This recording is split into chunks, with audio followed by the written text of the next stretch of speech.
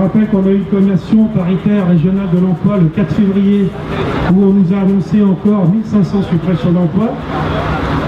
Donc aucune mesure n'est prise pour arrêter cette hémorragie. Et si on continue comme ça, notre industrie va disparaître, non seulement de notre région, mais aussi de notre pays. Donc je vous remercie tous de votre présence. Bon rassemblement, bonne manif cet après-midi et nous vous ferons un compte rendu à la sortie de la délégation avec le Gilles.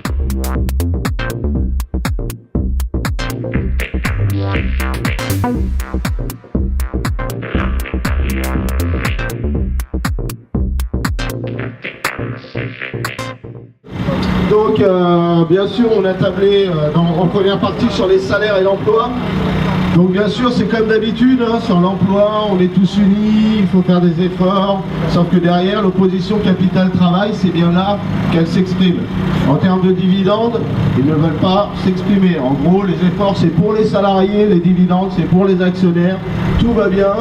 On est dans le pays qui est le 3e au monde en termes de dividendes versés aux actionnaires, ça ne les défrise pas. Derrière, c'est bien sur ce qu'ils appellent le coût du travail qu'il faut aller chercher des solutions pour qu'ils continuent à se faire de la marge.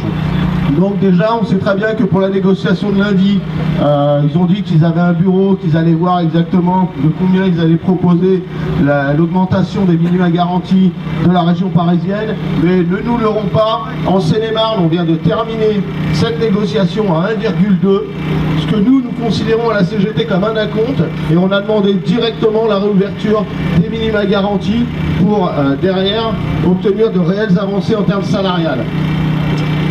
Je vous rappelle qu'il y a une plateforme commune qui a été mise en place avec les USTM d'Île-de-France et les syndicats d'Île-de-France.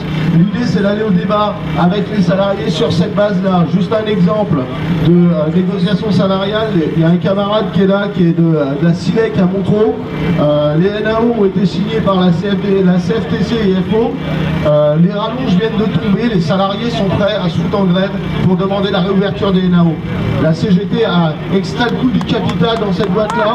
C'est 16 000 € par salarié et par an qui va directement dans le coût du capital.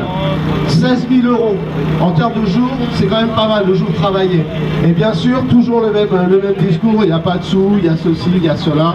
Toutes les raisons sont bonnes pour ne pas augmenter les salaires. Je ne vais pas être trop long sur répression syndicale. Donc il y a Claudio qui était avec nous, qui a porté son cas. Là-dessus, ils sont franchement timides. Il va falloir pousser, tout simplement parce qu'en gros, ils vont rappeler les règles de bonne conduite du dialogue social à leurs adhérents. Ça s'appelle du foutage de gueule. Rappeler les bonnes règles du dialogue social. Comment on peut rappeler les bonnes règles du dialogue social alors que le camarade est actuellement hors emploi?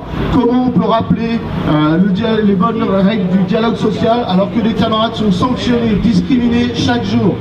Moi je vous invite maintenant peut-être à être un peu plus solidaire, peut-être à monter un peu plus de dossiers de discrimination. Dans mon département, on vient d'en gagner 4, 5 même, chez auprès des SAS, et on continue, on n'exclut pas d'aller au pénal parce que les salariés sont toujours pas rétablis dans leurs droits.